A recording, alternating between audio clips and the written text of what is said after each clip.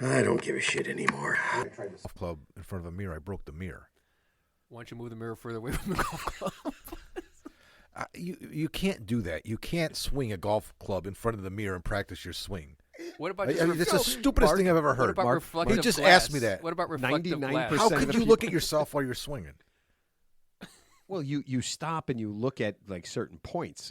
In the mirror? That's what they're for.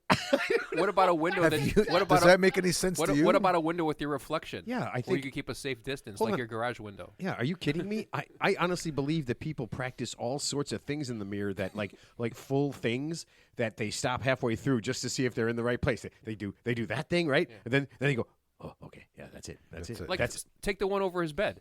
Now, see, I mean, say hypothetically, if he had one over his bed. Oh, he's swinging his pitching wedge up there again? Yep. Yeah, I was just gonna say, like, Is it the one Ted used? Matt, your wrist, I'm worried about your wrist hinge because it looks a little bowed. can you stop right there? Okay, perfect. All right, you've done everything correct. There's nothing else you need to do. Yeah, now you're a professional golfist. All right, holy crap! So I found out so many things today. Here's three. Wait, you learned something? Yeah, three things I did not know. Well, three things I found out today. Toby Keith died today. Yeah, that was big news. He was only 62. Yeah, Well, he was diagnosed with like stage 4 stomach cancer Yeah. 2 years ago, I think. I didn't know it was stage 4. I know it was didn't know stomach cancer. Well, right I'm sorry, I shouldn't say stage 4. You're right, Ted. They just said stomach cancer, Yeah. but they made it sound like it was 3.5? manageable. Because I remember that when they interviewed him when he first got it, he didn't make it sound. I mean, it was bad, but they didn't make it sound like it was like fatal at the time, and it was treatable. So that's why it was kind of surprising that he passed. But like I said, I'm not tracking the guy, so Yeah, I had no idea. What do I know? Yeah. I had no idea he was sick. I just found out Kenny Rogers is dead. Didn't know Wait, that. he's been dead for I like did a long not know. time. I forgot. I guess. What about George Burns? He's been dead for. Oh my God! Fourth. He's been dead since 1989. And then I found out Tucker Carlson is going to Dude, Russia. this is a really bummer of a show right now. I found Biden was talking to Macron, the French president, who died 30 years ago, but he just talked to him the other day somehow. No, he was talking about that in the past. No, but I did not know that. I did not know any of those things were happening. Yeah. Yeah. And now And here you are. and now I hope they all go bad.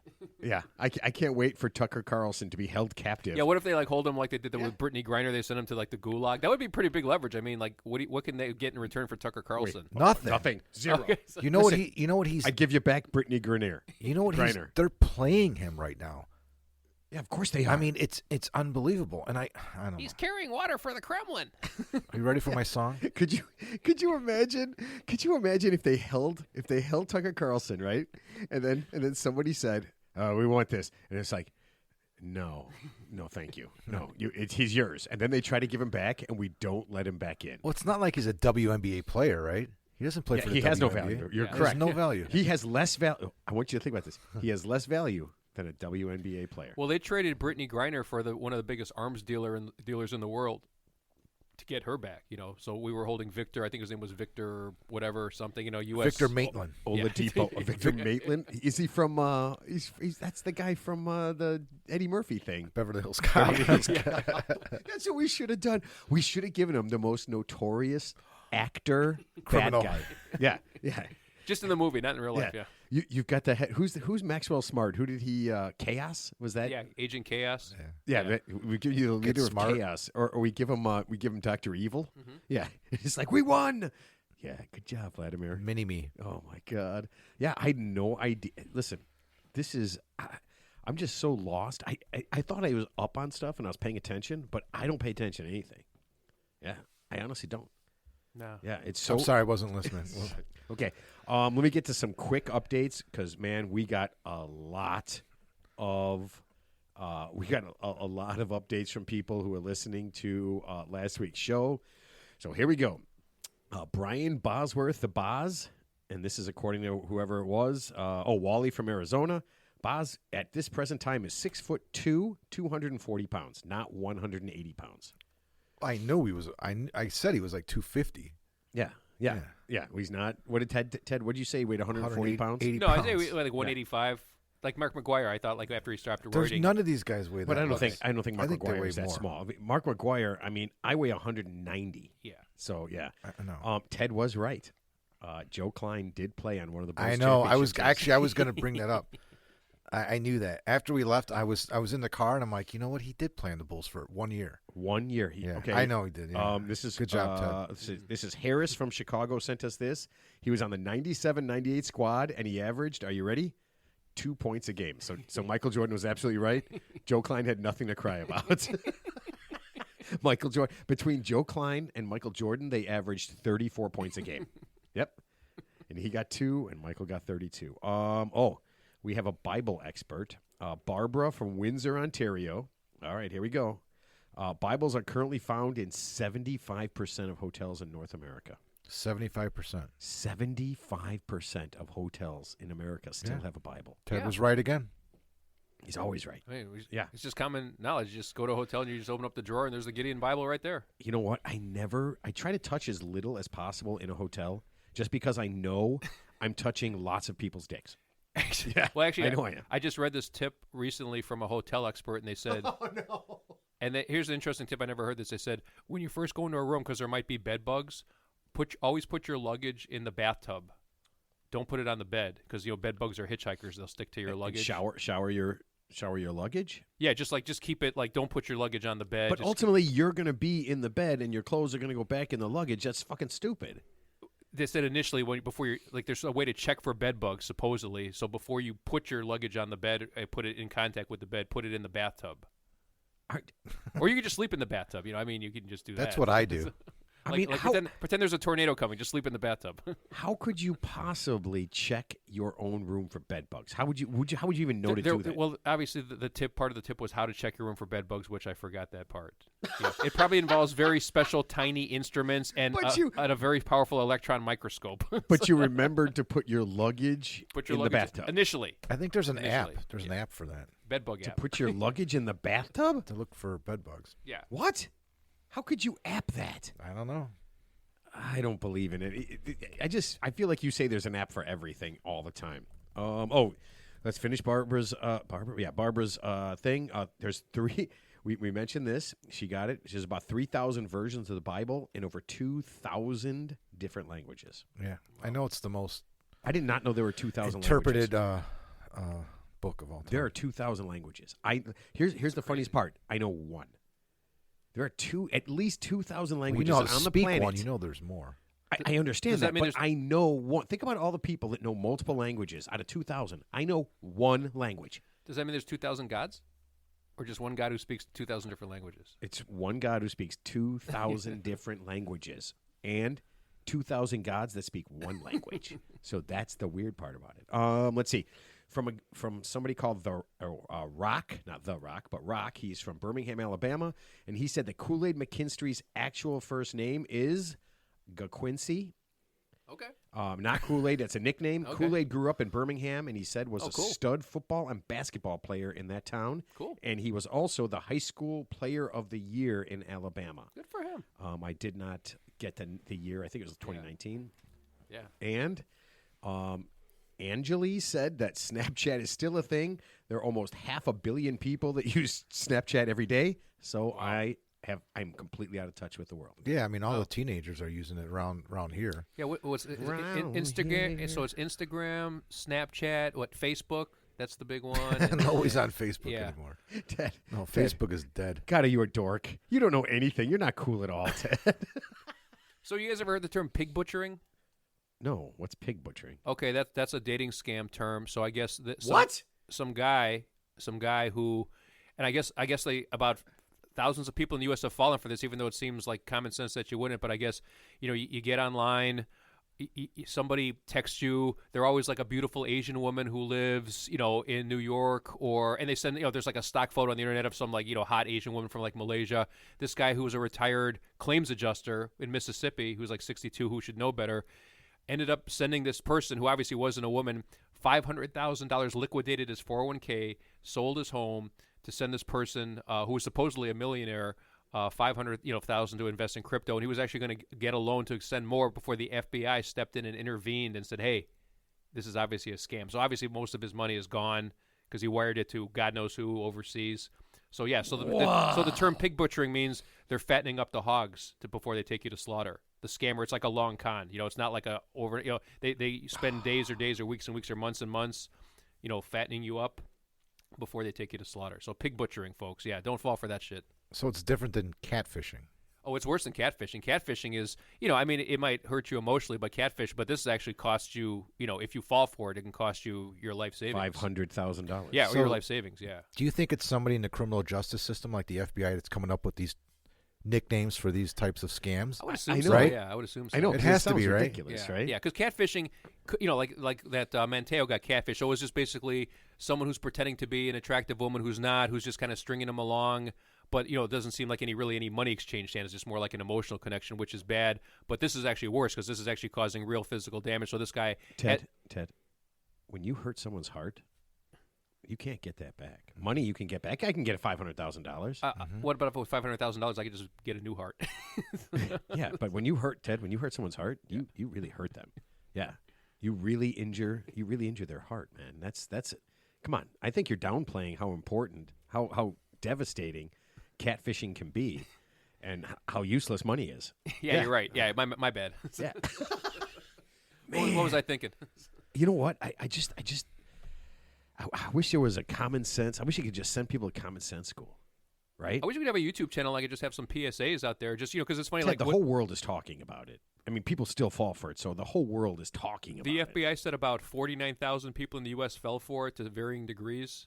And then here's the other one. Another one has happened to me where someone will text you on your phone and say, "Hey, Joe," and then you'll say, I'm not Joe," and then they'll say, "Oh, sorry, wrong number," and then you'll say, "Yeah, no, whatever," and then you'll stop, and then they'll say, "Oh, by the way, you seem friendly. I'm Anna. What's your name?" And that's how they kind of, and that's kind of the start of the pig butchering thing. Yeah, that's a new one. That's actually happened to me like twice already. So you're falling in love with a wrong number. Yeah. A random wrong number Yeah. that you never see. Yeah. That you never see in person. Never seen him. Obviously, it's an out-of-state area code that you've never seen. But it's under the guise of like I'm texting Ted? somebody else. Ted, how much money did she get? Okay. Well, yes. No, but when they say me, they say, "Hey, this is Anna." She goes, "Hey, is this Joe?" I said, "Yes." What have you been up to? I saw you the other day. Where you been? I don't understand. I don't. Where you guys been? I mean, I have fun here. I'll tell you guys right now. On our Instagram feed, I got a message from someone because I follow Reba McEntire on our Instagram. One of the many things we do, and I got a thing from Private Reebs, and it's allegedly a picture of Reba McEntire. Yeah. We know it's. I mean, it can't Because no one can Right. get a picture of Right. Reba McEntire Right. except her, right? Right. and then so she's texting me back and forth, right? And I show my wife. I was like, this is gonna be awesome. Yeah, because I'm gonna go ahead and just go along with this. I'm gonna pretend like I'm a super fan. So I'm at the point now where she doesn't have a concert coming up, but the person who texted me said they do, and I said I want front row seats. How do I get them? And I'm waiting for her to say, all I have to do is give her a credit card number or down payment. Just or sell, something. Actually, so the scammers go to move. Once they have you on the phone, they always want to transition to either Telegram, which I never heard of, or WhatsApp. So WhatsApp or Telegram is the scammers' number one medium. I'll look for that. I'll look for that. Telegram, I never heard of that one, but I guess Well, that's WhatsApp, an app that you is for can't- overseas. Yeah, you can't. It's Yeah, I don't know how. not traceable. That's like Right, all the 'cause shit. it's on what it. you used to, like- It's encrypted. Yeah, so Telegram, WhatsApp, when they want to get you on that's how they isolate you. Or for women, it's like when they meet a guy and the guy works on an oil rig. He's in an oil rig, so that's why he can't see you because he can't get to you because he's in the Gulf of Mexico. Wait a minute. He's a leather My neck. best friend from high school works on an oil rig. That's why he wasn't at the reunion. Yeah, well, that's legit. So the funny thing, they actually talked to a real oil rig worker, and they said, "I guess you're working so much because I guess the shift You on can't an oil text? rig." They said it's like you're working 12 on, and it's just the way it's set up. Like you don't have as much free time as you think. And then when a guy is like working oil rig or something, whatever he's doing, and he's on a dating app. Okay, so let's say there's a legit guy on an oil rig, and he's on a dating app looking for a romantic interest. Why does he need your help to send money to like do something work related? Teddy, I feel like Why don't you ask your fucking boss? I feel like this whole thing is just a PSA for you to make sure that oil workers never get laid. Yeah, and that you Well- can never find a random person. Oh, they're gonna online. get laid, just not by the people outside the oil rig. That's all. They go to town for that. Yeah. Which was that Poseidon? No, what's Atlantis. The, what's They go Atlantis? to Atlantis yeah, for that. yeah. Just hanging out with the guys. Yeah. God, could you imagine if you were a woman working on an oil rig? That would be kind of tough, yeah. So it's like some GI Jane shit going on there, I mean, you'd be the most popular human on the planet. or if you're a only female soldier on a submarine. That's Oh no! How's this? You're the only female worker on the oil rig, and you're a lesbian. Oh. Oh, would that be great? The Leatherneck. poor guy. Oh, those poor guys would be losing their minds. Oh my God. Oh, on a sad note, I actually read That's this. pretty sad, Ted. If there was only one woman on your oil rig and she was gay, yeah, that would be really sad. I don't think you can get sadder than that. So on a sad note, Alpine Valley, Elkhorn, Wisconsin. I guess there was a shooting at the local bar there. I guess 2 people got killed. The bartender lady and like her new husband got killed. So that was Are Elkhorn. they canceling our golf trip? No, Then Not give in us a shit. Alpine Valley. no. Well, Elkhorn is the town right know. next That to little Alpine town. Valley. We were Oh, at that bar. A Yeah. bar. Oh, okay. Yeah, I whatever think, that bar I think there's is. only 2 bars. Yeah, so it's probably one of those. Whatever It's one of the 2 that we whatever went the to. name is. Yeah. So, Yeah, remember we couldn't. The hotel didn't have the Hawks game. Okay. I've We never couldn't said watch Hawks I've never been to playoffs. Elkhorn, but how far is it? Like a 10-minute drive? No, it's not even. It's like 5 minutes. Okay, it's gotcha. down one road. Yeah. Yeah, but that's the beautiful thing. There's no lights. There's no nothing, and you're super drunk. Yeah, and then you're super drunk when you're going there. Just think about how drunk you are when you come back. But it is just one straight road. Yeah. And I think you have to cross one busy street. Yeah. That's it. Well, I think Yeah, now, I've been there. now there's gonna be like 10 speed traps. There's gonna be 10 cops there since you just give it all Yeah, away. because we are very popular. I think we're the #1 podcast in the entire town of Elkhorn. Yeah. Yeah, all 7 people listen. Yep, it's real. That's real. All right, let's get this thing rolling here. Hey, everybody, my name is Matt, and this is the Real 3 Idiots podcast. With me, as always, are the 2 guys who are going to get their asses kicked at golf on Thursday. Mark and Ted. Say hello, boys. At golf, he said. At You're going to golf. get your butts kicked at golf. At the golf course as I kick your ass. Oh. How do you want me to say it? Wow. Is there a way you want me to say it? No. Yeah. Okay. Just know that when we get back, let's see, we got a show on. Oh, we got a show on Valentine's Day. And what happens if that doesn't come to fruition? Then show's canceled. Here, yeah. If we don't do a show Wednesday night, next Wednesday, the 14th, Valentine's Day, then you know I lost. Yep. And he needs more mirror work with his clubs. Why are we doing a show on Valentine's Day? Because you got a game on the 13th. Maybe. I don't know. The schedule's not out yet. Wow, we do a lot of changes for your basketball isms. Are you playing basketball, by the way? Okay, so- Yeah. Oh, I thought No. you're part of the team. Look at it. He's not even talking. Don't even. You know what? Be nice to me, or we're going to start talking politics right Who, me? now, just so you know. Yeah. All right. We'll get to Ted's tip and our sponsor, but we're going to do the song first. Mark, are you ready? I am ready. All right. Do I'm, your thing. I'm looking at, I got 3 verses here. Oh, Jesus Christ. Whiskey bottles and drunkard Ted, podcast you in my way. There's too much blown smoke. This ain't no joke. Look what's going on beside you. Ooh, Ted's tips. Can't you hear Ted's tips? Ooh, Ted's tips. The tip of death's around you, Teddy. I have another verse, but I'm going to spare you. Is that the song? What's that smell? Or Praise? who's that? Yeah, yeah. little Leonard Skinner. Yeah, Leonard there. Skinner. Yeah, I Ooh, recognize that smell. What is that? That's not a song about a fart, right? Probably not. No, it's about drugs. Oh, Drug use. Drugs, farts, all the same okay. thing. All right, let's see. Ted's tip is brought to you by the country of Bermuda. They are pleased to announce that as of 2022, less than 1/3 of their women now have some form of sexually transmitted disease, and the chances of you being murdered while visiting their tropical paradise hasn't gone up much recently. Come to Bermuda. It's way better than a few other places. Oh, man, have you guys ever been? What? Have you guys ever been in Bermuda? just the triangle part. I did. Janice Actually, no, it's a quadrilateral after all. Janice booked a trip there for me. oh. Is that after she upped your life insurance Mark limits? Janice. Who's she? not Mark she. Janice. Marty Oh, Janice. Marty Janice. After he upped your Mark Janice. Mark. Oh, Mark. yeah. Oh, our Okay. travel agent guy? Mark. Oh, my God. Oh, damn it. I was going to say that Ted had no chance to know that Janice was our travel agent guy. Yeah, I remember that guy. Boy, I'm glad I didn't say that. I would look stupid right now. All right, Teddy, here is your tip, sir. Dear Ted, we need your help. My husband and I have 2 kids, ages 4 and 7. I thought you might want some details so you don't have to assume. My 2 sisters and their families have 5 and 7 children. I won't list all of their ages, but they are between 2 and 23. We decided that we couldn't buy Christmas gifts for all those kids. We just don't have the money for it. So we asked that everyone just get gifts for their own kids, and they can open them when we celebrate together on Christmas Eve. Plus, it was tough for our parents to buy presents for 14 grandkids.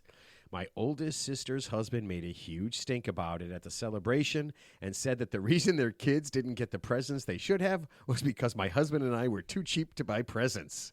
We let it go, but we are going out of town with them in March, and we have to talk this through. My husband is pretty upset. How can we bring this up without it getting ugly? I love The Edge of 17. Keep finding great movies.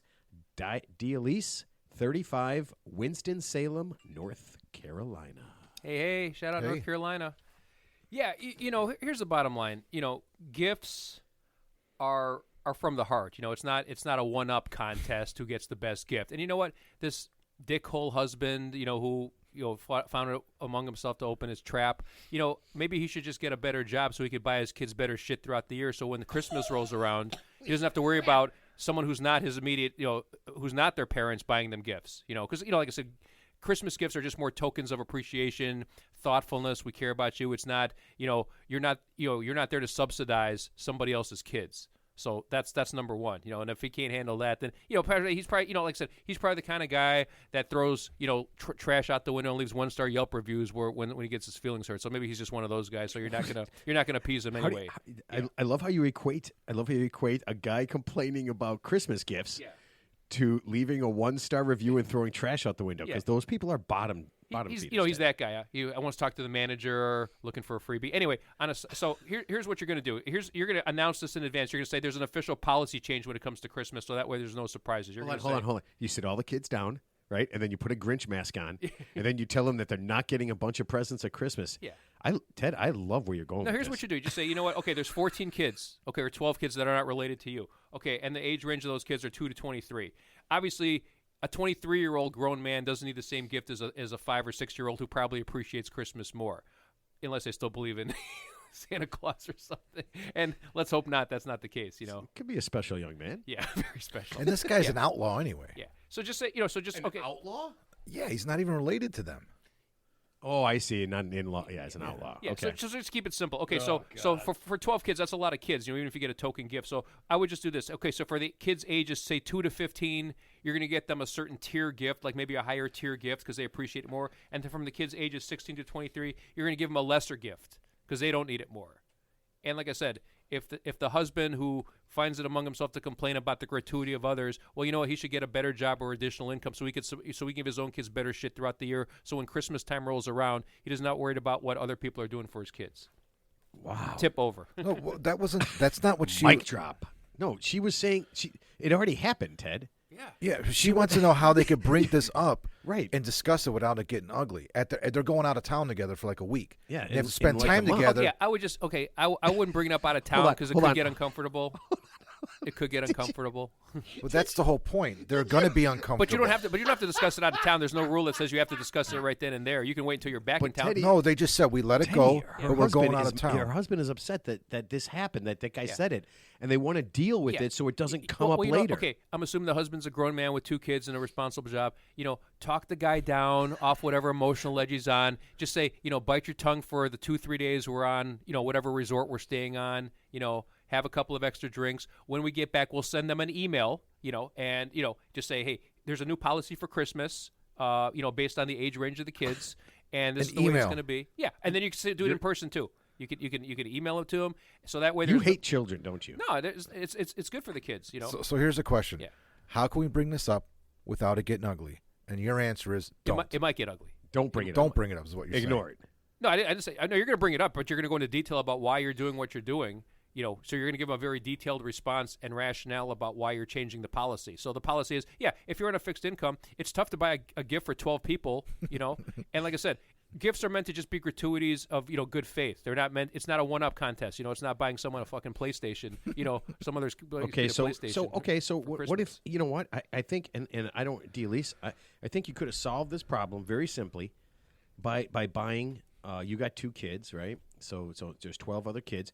If you would have just simply bought 12 decks of cards in different colors and given them to the kids, right? And that way, if they mixed it up, they'd be able to change cards and get it back, Some and everybody would have got it. Everybody got a gift. Some Pokemon. Yeah, I mean, you're obviously either you're going to get equal gift for all the kids, but that doesn't make sense because you're not going to get a 23-year-old grown man the same gift as you would a 5-year-old. So I'm just saying, like kids, there's that age range where I don't know what the age is, but let's just say it's like 5 to or 6 to 12, where they're more appreciative of Christmas and they're looking more forward to it. So maybe you get them a little bit higher or just a better gift. Doesn't have to be expensive. And then for the older kids who should know better, they don't need a fancy gift. That's what they have parents for. So every day should be. When Christmas, I was a teenager, my grandmother used to buy me toys, like little kids' toys. She very, very well meaning, Yeah. but just kind of lost the fact that because I was the oldest grandchild and all the other ones were younger and they got stuff. Yeah, she'd buy me toys. So were they regifted? we didn't regift. I didn't give presents out. I was 14, but yeah, I would get toys. And you know what? And the worst part about it was I was not the nicest child. So at some point, like after a few years, I think I said something. I'm a bad person. Yeah, I think I was just like why am I getting Legos? And then I think Grandma said something about me being simple or something. I don't remember what she said. But yeah, simple. I was just Jack, like, Jack. I was just like, man, this is really disappointing. Yeah. Well, this Legos, is really depressing. It teaches fine motor skills and problem solving skills. You got to connect them and build something with He them. didn't get Legos. He got the other just ones. doing What you are a the other favor. ones called? Oh, I got Bildos or something. The knockoffs. Yeah, they never went together right. They never held together right. Everything was just always weird about it, right? And they just didn't fit properly. Yeah. Well, all your friends made fun of you. Here's the main thing: who would disparage somebody for going out of their way to buy someone a gift? That's my question. So I mean, you really have to be an ungrateful piece of except you, of course. I mean, because in my defense, your circumstances were special. In my defense, I started drinking very early at a very early age, so I was probably plowed. Yeah. You were entitled to it, but the other people. Is that how that works? Yeah. All right. You know what? I'm always excited to hear what our guests, because this is awesome because Carol got to hear this, and I'm always excited to see or hear what our guests say about your horrendous tips. Because I still say your tips are the worst tips on the planet. So we'll see what she has to say. Let me go ahead and introduce her, and then we'll ask her if that was a good plan. Our guest this week is Carol Cowan. She is an author. Okay, she has degrees in social work, psychology. See, she is a certified personal trainer, yoga instructor, and she is here to help us understand how breathing the right way is going to help us live better lives. Carol, welcome to the show. Welcome. Oh, and she, you know what? Thank you. Hey. Thank you so much for having me. This should be an exciting evening, I think. Oh, yeah. I'm super excited. Carol, do you have a big family or a small family? I have a small family, but what I really like about the strategy that you, is it Ted or is it Mark? Ted. We're interchangeable. It doesn't matter. No, they're not. We're like one entity. Ted, I'm really big on looking at life through a scale or a spectrum, not black or white. Like, do I buy 12 presents or not buy 12 presents? What I really like is that you're like, there's a spectrum, there's a range. Maybe we spend more on the little kids who are still super enthusiastic and believe in Santa and it's still magical. And you're right, they're 18. Maybe they have their own job. Maybe they're 20 and they've got their own income. They can buy their PlayStation or whatever they want. So what I like about that answer is that it wasn't black and white. It was on a scale or a spectrum. And a lot of people don't think that way. So Carol, it's all about titration. It's all about titration. Titration, yes, titrate and those setting gifts. boundaries with like what you can and can't do with Exactly. family members. I think it's great. Like, this is what I can do. This is what I can't do. This is what I can afford. And I think a lot of families have gotten creative, right? Like, let's draw numbers for each other, and let's stay within a healthy range of what we can afford. And yeah, as someone who didn't have a job for a long time, I can. Well, thank you, Carol. I appreciate that. Yeah, Ted. She also slyly mentioned that you're probably on the spectrum. I heard that. I heard that little piece right there. Yeah, I absolutely did. All right, Carol, I'm not going to put any pressure on you because we did offer some guarantees online involving Ted giving large amounts of money to people that aren't satisfied. If when you're done with this breathing, we talk about breathing. So don't pressure on you, but Ted will be out quite a bit of money. So, How much are we talking? probably hundreds of thousands. Yeah, yeah. Oh, Jesus. well, Yeah. yeah, no pressure. No, No yeah, pressure. he made 500,000 off a guy in Alabama by pig. What is it? Pig sticking him? Pig butchering. Pig butchering him. Yeah. So he's No, we don't condone that. That's a cyber crime, Fair. dating scam. Just Yeah. trying to help some folks. all right. out there. So Carol, how long have you been helping people work through their problems? I have been a registered social worker for 20 years now, almost going on 21. So I do trauma processing work. I work with people who have anxiety, depression, post-traumatic stress disorder. But in addition to that, I have studied, yoga extensively for about 20 years as well. So I incorporate a lot of breath work and meditation in the work that I do with my clients. Yeah, I've seen some of your videos. Yeah, really. I mean, yeah, you have a very calming demeanor when you're doing your stuff. It's really kind of cool. All right, and I'll say this early on, but I'll repeat it.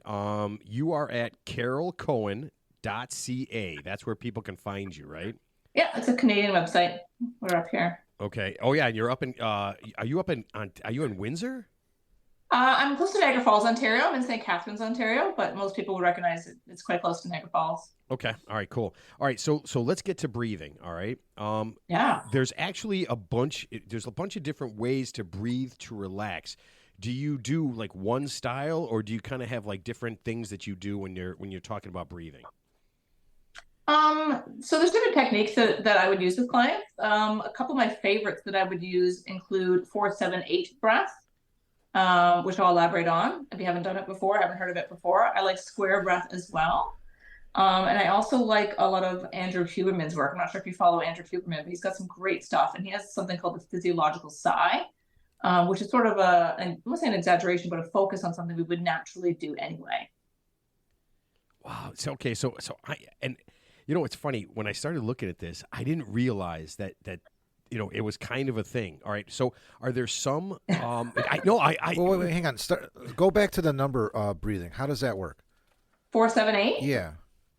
So 4-7-8 is one of my favorites because it really focuses on the fact that we can engage the relaxation response in the body, the parasympathetic nervous system, by exhaling longer than we inhale. So the 4 and the 8 aren't super important, but it's the fact that the exhale's longer than the inhale. So anytime we exhale longer than we inhale, we can slow our heart rate down. And that's what's actually most important when we're stressed, when we're anxious, when we're overwhelmed, when the mind is racing. It engages the parasympathetic nervous system, the relaxation response. So we inhale through the nose for a count of 4. We hold the breath in for a count of 7. And we exhale through the mouth for a count of 8. And when we exhale, it's kind of like you were blowing out birthday candles on a cake in terms of being able to control and lengthen the exhalation, which is actually really hard for most people. So, and that has if the 4 and the 8 is too long, you can do 2 and 4. If it's too easy, you could inhale for 8 and exhale for 16. So, and that's almost like a natural calming effect on the body. Is that what you're saying? Is that right? Correct. Okay. So, and we can research this, right? I mean, there has been studies and research done, and we can actually look at how it slows the heart rate back down. And we know that when people are stressed or anxious or having a panic attack, that they're typically breathing more than 12 breaths per minute. So 12 breaths per minute is an average for most people. This is assuming we're not obviously exercising in any way, shape, or form. But when we're short of breath or we're breathing short and shallow and high into the chest, it can lead to us feeling more anxious or the stress response, the sympathetic nervous system kicking on in the body. Now, this is done as part of the autonomic nervous system. It happens automatically. We're not thinking about breathing typically, just like you don't think about digesting your food or what, you're making sure your heart's beating. It happens automatically. But what most people don't realize is that you can actually override that system and you could change it at will if you'd like. Oh man, I got a question. Is there so for example, I have a hard time sleeping sometimes. What would you recommend, like a breathing tech? Is there a specific breathing technique for trying to go to sleep faster? Would that technique be good, or is there like a modification of that technique that you would recommend? That's a fantastic question. I'd have so many other questions first about your difficulty sleeping. Like, is it difficulty falling asleep? Is it difficulty with your mind racing because you wake up in the middle of the night? Do all of the above. Do all of the above. Right. Okay. And I'd have questions about your current lifestyle in terms of alcohol No comment. Okay, so Carol, exercise, healthy eating. Yes, What yes. else am I dealing with here? Carol, Yes. I'll help because he won't answer. He's an extremely heavy drinker. Okay, he does zero exercising unless getting up from the seat and going to the bathroom at the bar and coming back is exercise. Okay. Yeah, his mind does race, but it's about nonsense, and it generally repeats over and over again.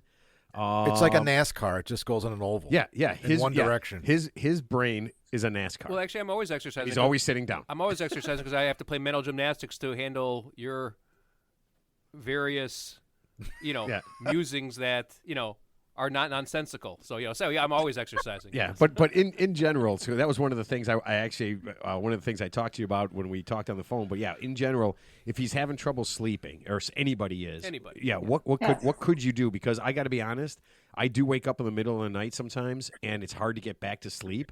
And I feel like if I could just lay there and do something, it would help me get back to sleep. Yeah. And so what I like thank you for all the details. I'm going to preface this by saying the alcohol might have and the lack of exercise or healthy diet might be impeding factors. But setting those aside, what you might want to search is Andrew Huberman's physiological sigh. And so we actually do this naturally. Animals do this naturally. Kids do this naturally. People do this naturally when they're crying or they're sobbing. It's a double inhale and an exhale. Double inhale and exhale. So what we're doing is filling up the lungs to the utmost capacity as much as we can. And then there's an offloading of carbon dioxide that happens and a lowering of the heart rate that happens with the forceful exhalation. And if you have if you have kids or if you have pets at home, you'll watch them as they've been running around, they finally sit down or they're finished crying or whatever, they'll sigh. And then you see the body relax in response to that. And most people actually, if no one's ever taught you how to do that, you wouldn't know. You just have a drink to chill out and to relax, because that's probably what was modeled for you. And so this does take, a bit of redirection as he takes a sip. That's an option. It's great. Alcohol is, it's a depressant. It will slow the system down. It'll slow the mind down. But the problem with that is most people have anxiety once that wears off because it gets in a cyclical pattern, and you need more and more of it to have the same effect. Oh, that actually makes a lot of sense. Makes perfect sense. So how would you? So the double inhale, double exhale. Like, how would you do it for like 5 minutes, 7 minutes? Like, what's? Yeah, you would like 5 minutes max. You probably only need about 5 rounds of a big breath in, and then inhale again as much as you can, and then exhale. Oh, man, I know right now everyone listening who's going to be listening to this is literally going to be doing what I'm doing right now and thinking about nothing but how they're breathing. I'm not kidding you. That actually, when you do that makes me tired. Yeah. That actually, it does. I swear to God, That's the idea. Yeah, no, it's perfect. And you're right. We would never know that unless it was taught. It's great advice because, not everybody necessarily has, everyone has anxiety to some degree, but maybe not that the extent where, they need your services. So, yeah, but a lack of sleep is actually more common probably for the majority of us, obviously some worse than others. So I think that's great advice. And thank you for that. So, yeah. Well, let's talk a bit about brainwave states. Maybe if the sleep is where the issue, there's different ways to enter an alpha or theta brainwave state. So when you fall asleep at night, you fall from a beta brainwave into an alpha brainwave, down into theta, down into delta. And so there's charts, there's graphs and whatnot of this. If you want to know the brainwave states, it's a simple Google search. But if you're in a high beta brainwave and you can't get yourself out of there because you're too busy thinking and analyzing and worrying about what Matt's next question is going to be and what he wants to ramble on about, you can't get out of that state. You got to find a way to train yourself. So most people are conscious, not aware. Their mind is just wasting and wandering around. And then look at the clock and then they're like, damn, it's been 2 hours. I'm not asleep yet. So putting your attention first on your breath, 1, brings you back in the present moment. And then 2, there's different meditations that you can do that you can listen to free on YouTube. There's apps out there that'll guide you specifically from a beta to alpha to theta, which is a sleeping state. So theta is the slower brainwave. Delta is the slowest wave of sleep. If you can't get there naturally, then you can use different binaural beats. Meditation would be my recommendation, actually, to guide you into that. Oh Yeah, man, that's I great like that. that's great So advice so there. we've been using the last couple of years in my teaching, we've been doing a lot of SEL stuff, and that's emotional stuff, but with the kids. But we've also been doing breathing things where we do different things and like do like kind of like controlled concentration to bring them back, like when they come back from recess, or if they've had, if a situation arises where they're doing something.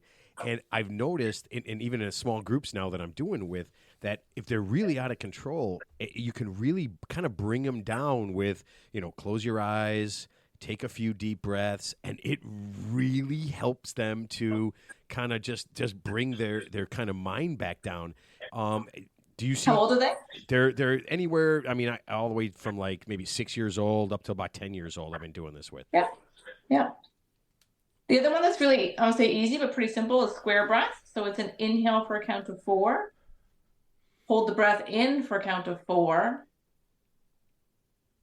Exhale for a count of 4. Hold the breath out for a count of 4. I'm watching Mark do this right now. Dude, I'm telling you, Come on, Mark, you can do it. You no, got this. I You got do. I this. do it. And I downloaded a couple apps a while ago. I don't have a hard time sleeping, but I really wanted to get into meditation, so I downloaded some apps a few years ago, and a lot of them have touched base on this type of breathing technique that you're talking about right now. And it can, I mean, it helps to wind you down. And then a lot of the meditation stuff that I was doing was focused on breathing, just concentrating on the breathing. And it's okay to let the mind wander and think about crazy things, but you're always going back to that breathing. Like you're picturing the air coming into your body and you're picturing the air coming out of your body. And it's not easy, but you do. It's like anything else. You have to practice it. And I never really took it to the next level, but I mean, that's something that I would think would take months, if not years, to become. Am I right or no? I mean, to meditate, to get into a true state of meditation where you're not bothered by anything for like 5 or 10 minutes.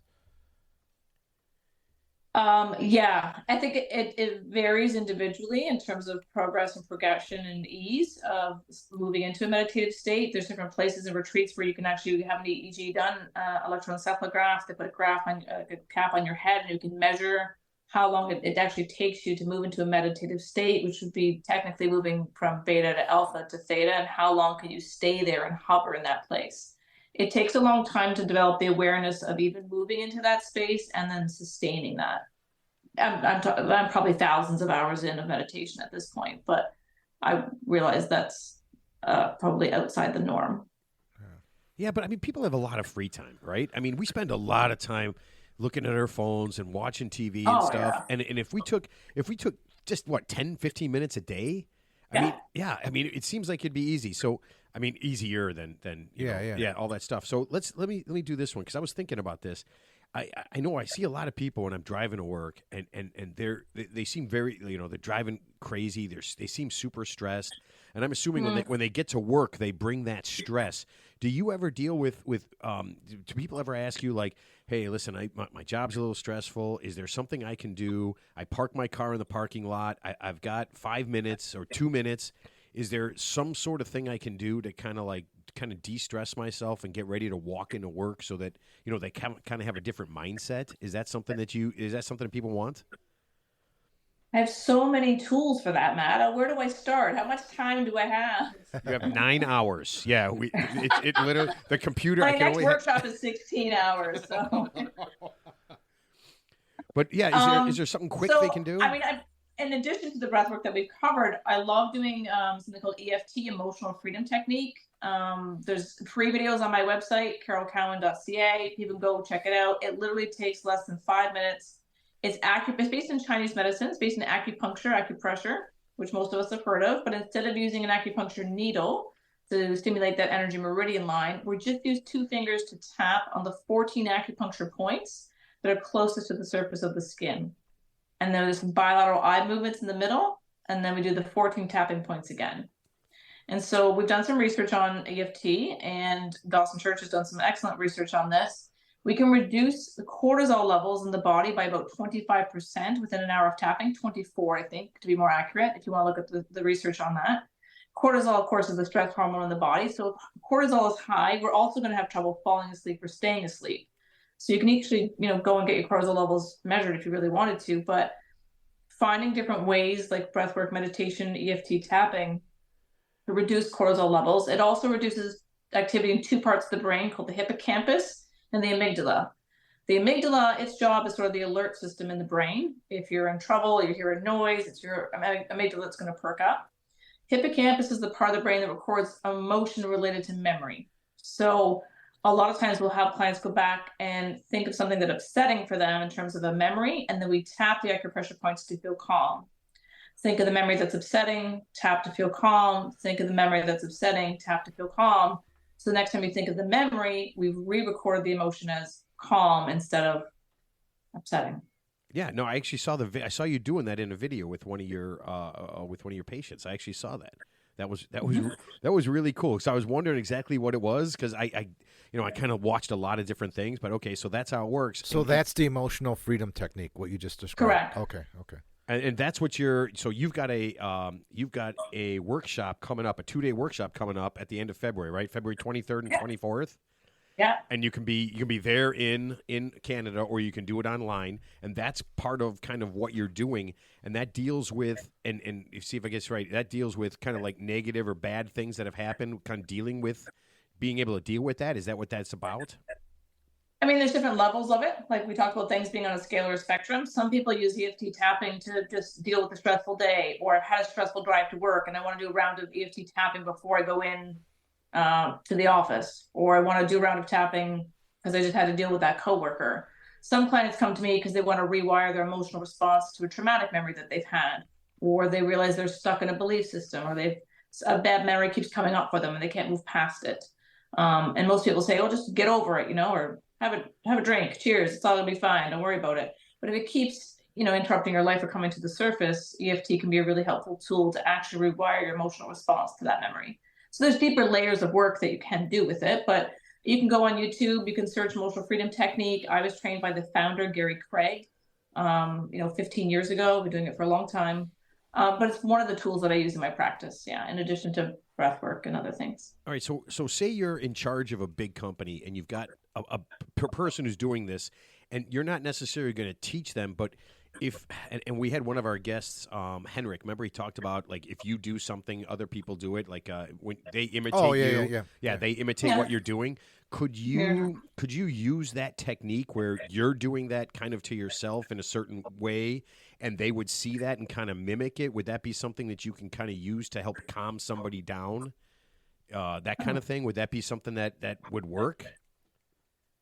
Like if I'm with somebody else who's upset, and then I would do the round of tapping because I think what you're speaking about is what we would call co-regulation, right? So if your child's having a meltdown, having a tantrum, we as parents often, I don't know how many of you are parents over there, we as parents sometimes get dysregulated, right? We just, we get overwhelmed.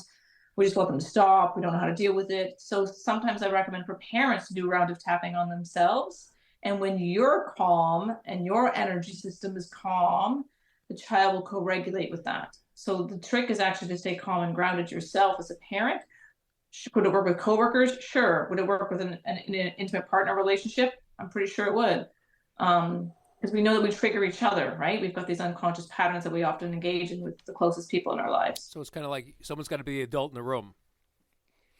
Yeah. Someone's got to have prefrontal cortex online and not be in the limbic system, which is the emotional region of the brain. And I was gonna say, it's funny we didn't bring up the obvious. Like for sports, sometimes like we golf, and golf's one of those games where there's anxiety because people are watching you, or you're playing, say, softball, and you're up there by yourself, and there's people watching you and depending on you. And those are obviously it's internal pressure you're putting on yourself. Obviously, it's all silly stuff, but the point is those breathing techniques would seem to translate to those activities as well, because you want to try to get yourself in that relaxed state as quickly as possible, which is hard to do sometimes. Like for example, if you're playing, I'm sure a lot of guys I talk to, if you ask them when's the best golf you played, how relaxed are, obviously they're not tense at all. They're completely relaxed in the flow, and when they're playing poorly, they're herky jerky.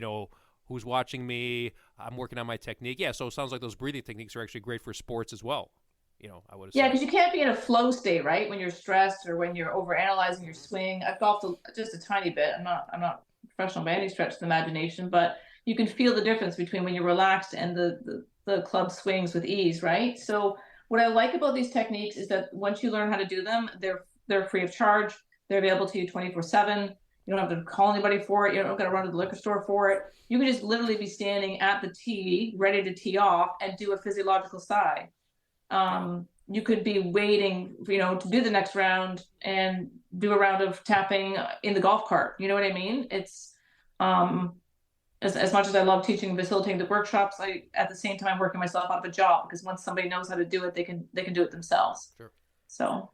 Yeah, but I mean, people have to know how to do it, right? I mean, and I'm guessing just based on this, it seems pretty cool, and the sports aspect is the thing I wanted to kind of get into with. I was looking online, and there's a lot of talk about how good the breathing and everything can enhance motor coordination, obviously regulate emotions, increase focus and concentration. So is there specific, because you obviously are into yoga, I'm sure you probably play other sports. Are there things that you do personally that kind of get you into that place? Or if you're playing a sport of any kind, where if something bad is going on, where you kind of can bring it back by using these different techniques? So I don't play sports. I'm actually really into ballroom and Latin dancing. I've been doing that for a number of years, and I had the privilege of dancing with Derek Huff from Dancing with the Stars back in October. There you go, congrats. And I was actually really nervous, right? Yeah, of course. He's a very well respected ballroom dancer in the world, and he was actually at Casino Rama up here in Ontario. I was so nervous, but yeah. So I'm sitting, obviously finding a way to calm myself, regulate myself. The other technique I really like is 5, 4, 3, 2, 1. It's really good grounding technique. And so when we access the subcortical regions of the brain in terms of the sensory experiences that we have as humans, you can calm the system down and really be present in the moment. I can see the eyebrow there. Matt, you're struggling with this one. No. I'm trying. I'm literally. I want to be better at what I'm doing with the sports stuff. So I kind of want to be able to do this, like for when things kind of go off the rails, and I want to be able to fix it. Yeah. So if you're stuck in your head, right? We're overanalyzing, we're thinking, we're stuck in our mind, and it's racing. We choose to focus on what we see, hear, smell, taste, touch in the moment. What are 5 things that I see right now? Like, am I really in this room, or if I'm too in my head, what's happening in this room? What do I see? My black water bottle, my pen, the yellow sticky note, the scissors, and my lamp. What are 4 things that you feel in your physical body in this moment? You feel your feet on the floor, your back against the chair. Where is the chair touching the back of your leg, and where is it not touching? Where is the cuff of your t-shirt touching your arm and not touching your arm? And if you're wearing headphones, can you just focus on that sensation for a moment? Oh man. 3 things. I am freaking out right now. Yeah. Why? 3 things that you hear. I can hear the clock ticking in my office. Hear my voice. Is there any noises around you? Ted's heavy breathing. No, I'm listening to this. Yeah, Can you hear your heart beating? Can you feel your heart beating? A little bit, yeah. And then with this exercise, we would do 2 things that you can smell. So you have a lavender essential oil, or a piece of chocolate, or a cup of coffee. And we just savor that for about 10 or 15 seconds. Oh. And then we take all of those in all at once. What you see, hear, smell, taste, touch, all in the moment. And then we notice we're not in our head, we're back in our physical body, which is giving us all this feedback from our environment.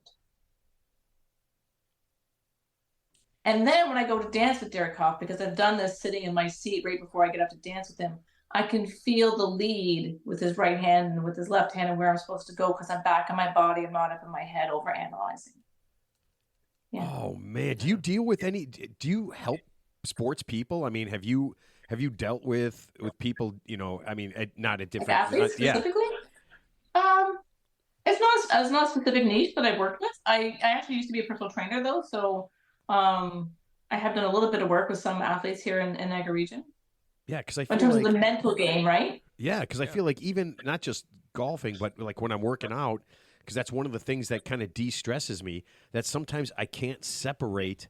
Like I like to go in there and it's I have my headphones on and it's my own private time, right? So that I'm kind of in my own little space. But sometimes I can't appreciate or I can't get into that space where I'm just doing my thing and I'm too caught up with everything else. And that seems like the perfect thing to take. Like what is that, like a minute, 2 minutes? A minute. It's 2 minutes.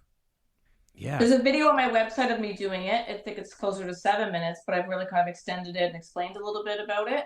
But what's beautiful about that is once you know how to do that, it's like carving a path, right? So now it's like up here in Canada, I use this analogy. It snows a lot. So I take the shovel and I carve a path from my front door to my car. And every time I carve that path, it gets faster and easier to walk that path. If you strengthen the neural pathway of how to go from, thinking and overanalyzing back into physical body, because you practice 5, 4, 3, 2, 1 every day, it gets faster and easier. It doesn't take you 7 minutes. It takes you 2 minutes. It's like you get better at anything that you practice. Your bicep gets stronger when you lift. Your golf swing gets better the more you golf. The more you practice these tools and techniques, the easier and faster it is to regulate yourself. Oh, you know what? And you had me right up until getting better at golf. Ted is getting worse and worse at golf. So you know what? Ted, I'm going to do this more frequently. I want you to do it less frequently. So I'm an outlier is what you're saying. Yeah, Okay, yeah, that's exactly. I think what the term you is get in the zone, right? You're trying to get in the zone, whether it's working Yeah. out. Yeah. How do you get into peak state? How do you get into flow? Right. And if you don't know how to get there, you get there by, I'll say, accident. I mean, I've been a long distance runner and I've had those meditative experiences. Maybe a flow state and a bit of basketball, but you can't try to get into flow. We know what happens when we do that. It's like an allowing. It's a meditative state, actually. You're slipping into alpha. Yeah. Actually, gamma for some people if it's peak performance. But. See, and I feel like the sports aspect part of that is you try to get yourself into the zone, but if you don't actually do anything, if you just say to yourself, "Get into the zone," it's as meaningful as saying, "I'm gonna bench press 10,000 pounds." You're just saying it. There's no actual Right. effect. There's no cause and effect that's going on with that. It's like telling a woman, just relax. Yeah. Is that correct? Yeah. Just calm down. Isn't that crazy? How many Does that work? Yeah, think about how many times you've said that. Whoever, to somebody, right? when you tell someone to calm Does down, that work? It doesn't yeah, work. yeah. When's the last time someone actually calmed down when you told them to calm? Like, hey, calm down. That actually gets them more agitated, right? So- That does. You know what? And I'm thinking if you sat there and you did this, if you just mimicked but if you did some deep breathing, if you did the square box breathing, or if you did a 4-7-8 breathe right in front of them, I mean, you would have to say you would have to be calmer, right? You're watching somebody literally calm themselves down. How would that not put you in a different, or enrage you and cause you to go crazy? But it seems like it would absolutely, if you saw somebody doing that, you saw them, somebody you're arguing with, that you're adversarial, that it would make you relax. Well, when you tell somebody that you're being passive aggressive, though, I think it's like a defense sometimes. Like if you're in a heated discussion with somebody, and because this happens with my teenager, my 17-year-old specifically now, he'll say, I'll say to him, I'll tell him something, I'll ask him to do something, and then I'll ask him again, and then he'll say, stop yelling when you're not yelling. His thing is he wants you to yell. Like he's. Oh, interesting. Yeah. So he's waiting for you to get escalated. Right, and sometimes it could be my tone, even though I'm not raising my voice. But he'll say, "Stop yelling at me," or "Stop yelling," and I'm like, "I'm not yelling." But you are yelling though. You no, do that. Well, no. Stop. You do that. When we're on the golf course, you do that. I'm like, hey man. I'm like, you hear yourself. He's like, I'm not mad. I'm telling you right now. And I was like, he's passionate. Yeah, he's passionate. There's a difference. Right? I'm misunderstood, Carol. I'm misunderstood. I don't know if that's but that seems like a great way to deal with a teenager. It really does. Where you're taking that time, because if you have to do all this breathing, you have to stop arguing, right? You can't yell. You can't accuse. You can't do all those things, and then they have nothing. Yeah. They have nothing to react on. Right. Yeah. You just manage your reaction internally, right? And so we're taking responsibility for whatever comes up within us when our teenager or whoever says X, Y, or Z. I don't have any control over that. What I can manage is my reaction to that. And I think he's smart enough to know that when he accuses me of something I'm not doing, it's going to get me aggravated. So like the past year, That's the button. yeah, it's not working anymore because I just continue on talking when he'll say, stop doing this or why are you doing that? And it's like, okay. And I just shut my mouth, and honestly, you start to get results. Well, plus you're not giving someone a platform. So if someone's agitated and you're not agitated back and you speak to them calmly, like I said, it kind of has that effect where even if they're still agitated, eventually they're going to kind of run out of steam, I guess, depending on their anger level, but you're not giving them the oxygen to continue their diatribe, so to speak. When I'm working with somebody so there's 3 regions of the brain, and when I'm working with someone who's in limbic system or emotional reaction, and like they're overreacting, right? They're angry, they're upset.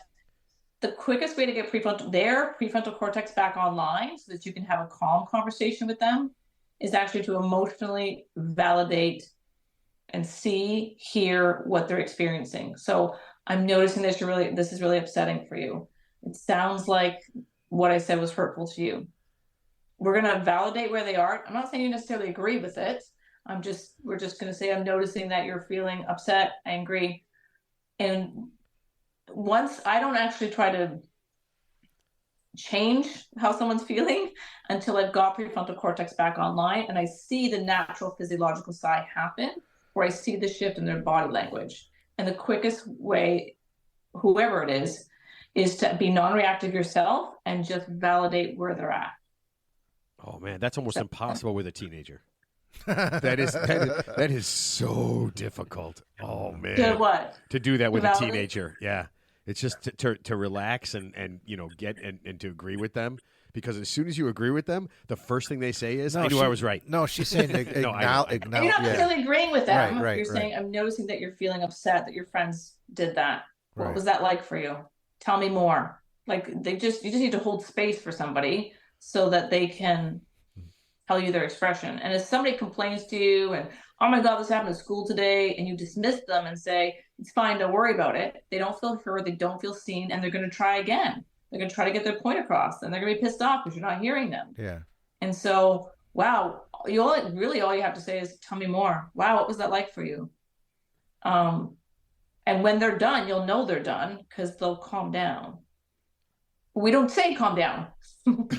No, yeah, that's definitely a trigger word. That's super passive aggressive. We just listen and validate. Yeah. Or don't say like what I want to say all the time and I bite my tongue, especially recently because he's a senior in high school now. So and he's done very well in school, and now he's at the point where he thinks he's done with school, but they still have 3 months left or 4 months left.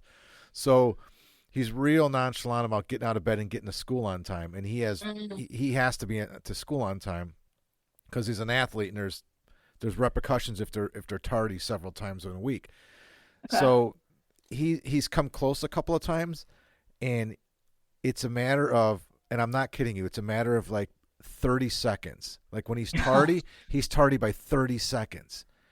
And so I told him, I said, listen, I go, here's what you need to do.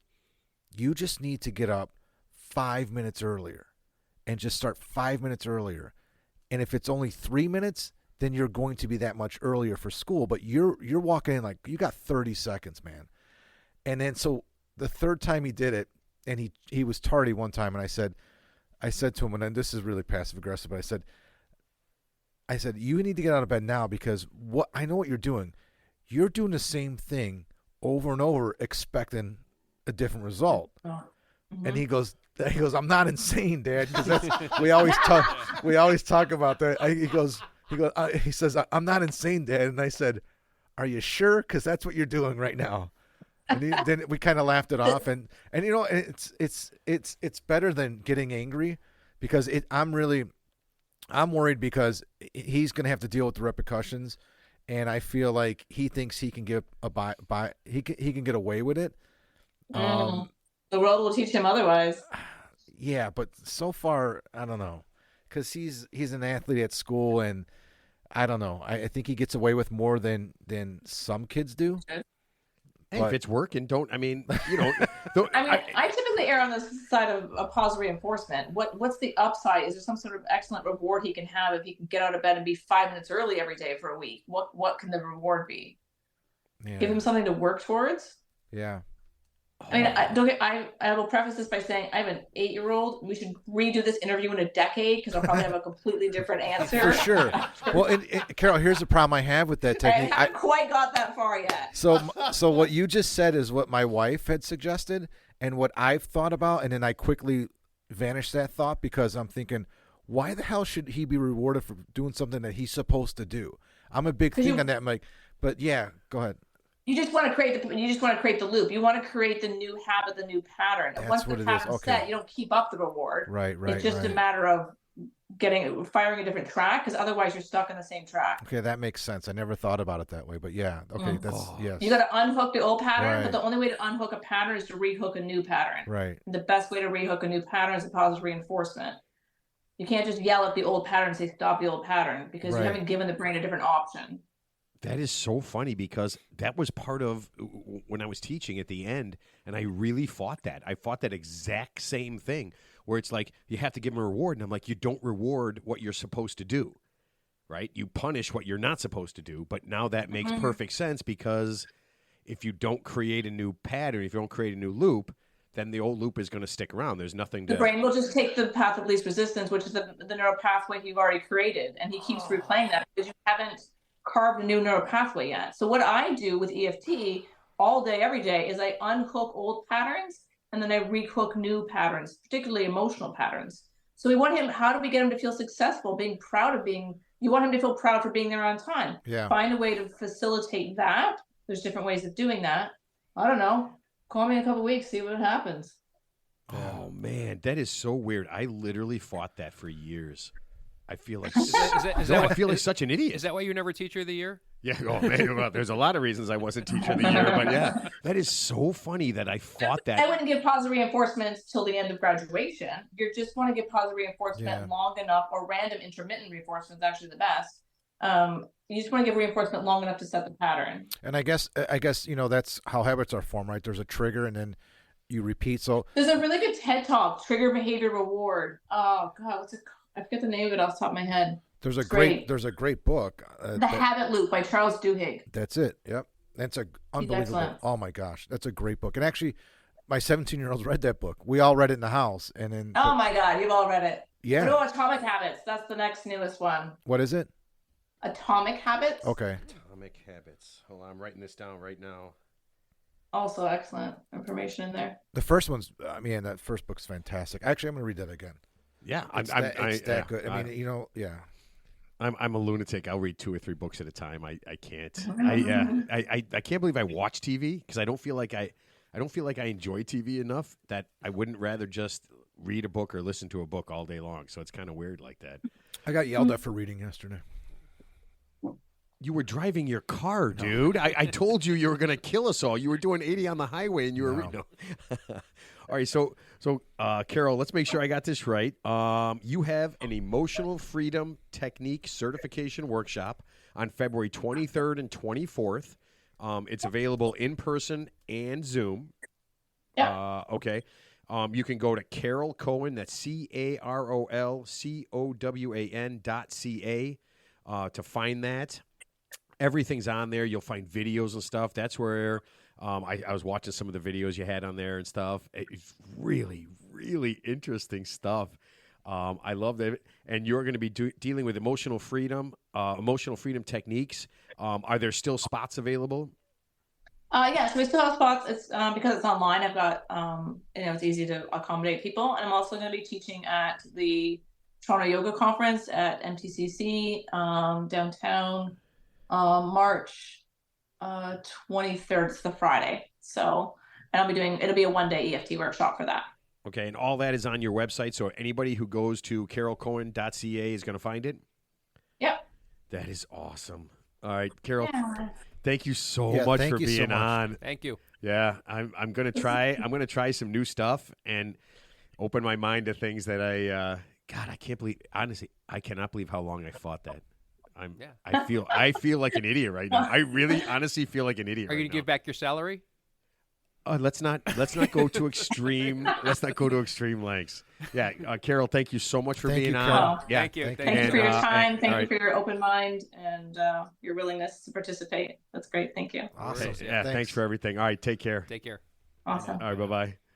Oh man, see, That was very I'm insightful. telling you, man, Yeah. I knew. That was great. That was great. I just feel like I think this would work for so many people on different levels. Yeah, I like I said, it seems like it's low barrier. It doesn't take a lot of training, or it's just literally it doesn't cost any money. You just sit in your private space and just Well, change I think if you want to be good at it, I think it's Yeah, gonna. I yeah, think it's of gonna course. cost you some dough. Yeah, A little bit. Now, I mean, Yeah. it's not going to cost you $10,000, but a few $100 to really learn the techniques and have somebody really explain it to you. But you can probably also find a lot of stuff on YouTube. I paid for that meditation app. I think it was a 30-day free trial. I can't remember the name of it. There's a bunch of them out there, but the one about breathing and just basic meditation, I don't have a hard time falling asleep most of the time, but I think that when I think back, I think that technique about breathing, it helps in sleep. Like what she said makes sense. Like, how would we ever know that unless somebody taught us, right? Right. Yeah. I feel like there's a lot of things like, I think like I said, I need to be more open-minded because I'm not lying to you. I fought the loop thing. I fought it. It didn't make sense. Well, you didn't even know there was a loop, right? You didn't. Like, Even, I didn't. The way habits are formed. Nobody articulated that. Nobody to you. articulated why it needed to be done, and then just in that little bit of time talking to Carol about reforming that loop makes perfect sense. But it was never brought up to me that way, right? It was just this thing. All right, we got to do this, and I'm just like, well, why? Because I said so. I mean, that was literally the reasoning for everything. Because I said so, and I'm just like, I'm not a moron. Well, that puts you on the defensive right there. Oh, right? of course, yeah, exactly. And then you really don't want to do it because you just want to kind of stick it to them and say that I'm not going to do it. Yeah, you know what? I'm going to admit it right now. That was one of my motivations. Was stick it to the man. It was you said just do it because I said so, and I did. I feel what? It's weird, man. That is a weird thing to admit, but I have to admit it. I did it. I could have been a better person. I could have been a better teacher. I could have been better at all that stuff, and I literally shitbagged myself. No. Oh man, that sucks. I hate the concept of that, but I like the sports part of this because as I was looking through this stuff, I could never do that on a golf course. By the way, I don't think. I don't think that's the trick. I think the first trick is doing it before you get to the golf course, right? Like drive up, turn off your car, turn off the stuff, park in the back of the lot, and take 2 minutes to get yourself focused. Yeah. In whatever sport it is. If you've got a softball game that night, do that, right? And then it's just a little tiny piece of I know next inning I'm gonna bat, right? And it's gonna be a big thing. So we finish up, I walk off to the back of the dugout, or I walk out by the stands where nobody's at, and I take 30 seconds to just get myself focused, to do the breathing, to do that stuff. And then, hey, man, just walk up. At least you got a clear head and you're ready to go and you're not, amped up by the, hey, Ted, it's bases loaded and there's 2 outs and you got 2 strikes. And if you don't get a hit, we lose. It's funny, like, for the years I played softball, I've seen some big guys come up to the plate and you could tell they're so amped up, and then they just hit it like this little dribbler, like right to the pitcher, and they could probably bench like 300 pounds, and they just couldn't transfer that energy to the back because, like I said, they're just so tense. You could feel the tension in their. I mean, you just looking at somebody, you could see the their tension in their forearms and their shoulders. They're not loose at all. It was just inevitable that they were going to make an out or just even if it was going to be weak, it wasn't going to be that snap of the bat. You could just kind of see that in advance. Ted can actually feel it because he was the catcher. Yeah. So he would put his hands on their shoulders. Yeah. He would stand behind them. Ted, that would be great. Teddy's right behind the plate, and he's just got his hand. I can feel the tension. He's got his hand right on their leg, and he's like, "Oh, you're tight. You are very tense right now. I can feel this." On the other hand, I've seen some smaller guys who look like they had no business hit the ball a mile, but they looked like they're pretty relaxed up there, and maybe they were or not, but they looked relaxed. And when you're relaxed, you're going to have better. You have a better chance to have better results regardless of the sport you're in, right? Doesn't matter what the sport is, So yeah, and you know what? I feel like the work thing too. Like if everybody took a couple minutes, just 2 minutes, park your car, and give yourself 2 minutes before you walk in wherever you're at, because I don't care what your job is and whatever you say. Yeah, it doesn't matter. There's going to be some kind of stress, right? There's something, right? I mean, I have really mean preteens who just can really dig. They really. Yeah. And they know how to push your. They can see your weakness. They know how to push. Oh yeah, they're like the Velociraptor. At the fence in Jurassic Park. They're looking for that weakness in the fence. Yes. Yeah. Yes. Yeah, and they don't give up until you're dead. Exactly. I like that analogy. That's like the guy that called me the other day. I told you guys that story, right? Yeah. Oh, the guy who called you, what? He called you like 9 times or something? 4 times in a row. So I'm underneath and they claimed you're not helping him. I'm by myself, so I can't answer my phone if I'm involved in something, or I won't answer my phone. I should. I don't know. You send Or us else text constantly. I won't. Yeah, it's when I'm not doing anything. So if I'm not getting I can't stop to answer my phone, or else I wouldn't get any work done. So the phone rings. I hear it ringing, but I'm doing something.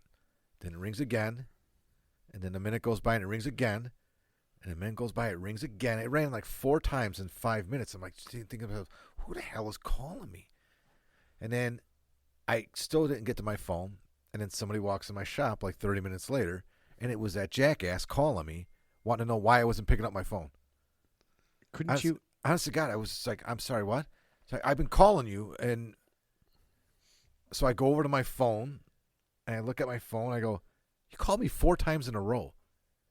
He's like, yeah, I told you that. And I'm like, dude, I'm busy. I usually return phone calls when I have a minute, but you didn't even leave me a message, so I'm just not going to blindly call somebody back. Like then you get pig stuck. Wait, what is it? Pig butchered. Pig yeah, butchered. no. So I'm big on, listen, if you call me, if I don't know you and I don't know the number, I'm just not going to call you back unless you leave me a message. I'm really good at listening to messages and calling people back. Oh, yeah, because it's probably a spam call, right? Or whatever. I don't know what I'm getting into, but if you leave me a message, I'll call you back. Yeah. But there's about, I would say, a really good amount of people nowadays don't call you back anymore. What they'll end up doing is sending you a text message. Yeah. Which I'm kind of okay with, but don't expect me to respond properly or timely with a text message. Couldn't you just get some headphones? Bluetooth? I don't like. I know a lot of guys that do what I do, and that's what they do. I can't do that. I don't want to do that. It's just my choice. Okay, here's what I would suggest. Leave me a message. I'll call you back. Here's what you're going to do. You're going to hire an executive secretary at $90,000 a year to promptly answer all phone calls, texts, and emails. Now, that's going to significantly cut into your profit margin, but are you available? Customers, yes. Yes. He's pitching me. Actually, you know what? For less, I'll do that for half. Yeah. I'll do that for half. For $45,000. Not an issue for me. I will answer. I will answer the phone call. Right. Just leave me a message. I'll call you back. Or you could hire me for $45,000. Yeah, I'm actually fairly cheap. Yeah. Okay. Yeah, I'll answer your phone. Yeah, I'll do. In fact, I'll do a lot of things for $45,000. Well, honestly, but I need time off to golf. Yeah, I'm never going to work on the weekends. Yeah. But I'll work at night, but I'll be drunk. I have to tell you that right now. So you're a Teamster. I guess I would just say so, all right? That would be. Oh man, you're a union auto worker. Okay, gotcha. Oh man, well, no, Mark doesn't want to talk about politics today, so I can't do my thing I heard today, so I won't do it. Okay, I won't. Good. Yeah, thank you. I absolutely won't do it. All right, so I want to leave this. I want to leave this like this. Do you guys believe in luck or bad luck? Do you guys believe in bad luck? You know what? Go ahead, Mark. I'm sorry. We talked about this before. Remember, Ted? I don't remember, but what I'm going to qualify it was there's. I use the word randomness versus luck because I I understand there's like bad luck where things can happen sequentially where it's luck, but it's more like why do good things happen to bad people or bad things happen to good people who deserve whatever that means. I believe in the word randomness over luck, but yeah, luck randomness is. But I use the word random versus luck. So. This is funny that you're saying this because this is literally you did this like. Do you believe in life after love? Do you believe? What about love after? No, but I love Cher. I love Cher. Oh, so do I. Oh, by the way, awesome. I just read a story the other day. She said she doesn't know how to order a pizza. Like she was out with another celebrity, and the other celebrity said, "I'm hungry. Let's order a pizza." She goes, She goes, I don't order a pizza. I'm Cher.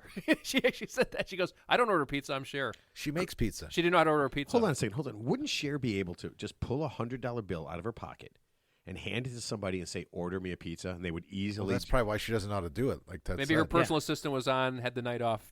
So she was helpless. Yeah. No, I could believe that Cher in her lifetime.